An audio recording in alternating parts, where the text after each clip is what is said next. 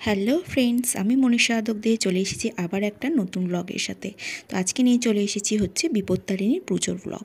এই দিনটাতে আমার দিদু নিজের হাতে বসে নিজে বানায় হচ্ছে ধাগা।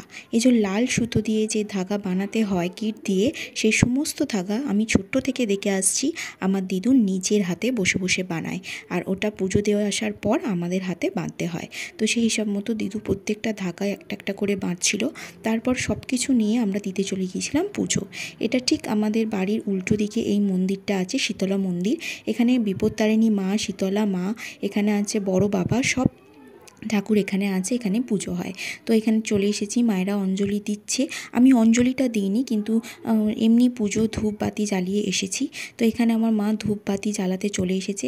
আমার মা হচ্ছে এমন একজন মানুষ যে কোনো উপোস করে না এটা আপনারা বলতে পারবেন না। সব সময় উপোসে ইনভলভ থাকে, যে কোনো উপোস আমার মাকে দেখবেন করছে। তো এই হচ্ছে গুল্লু, আমাদের বনু। তো আমরা সব সুতোগুলো হাতে ওপরটা বাঁধছিলাম বলে ওকেও সেই হাতের ওপরটাতেই বেঁধে দিতে হবে।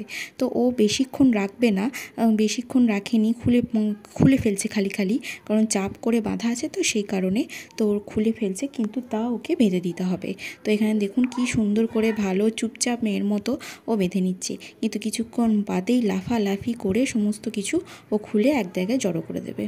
তো তারপরে তো সঙ্গে সঙ্গে তো খেতে থাকে না।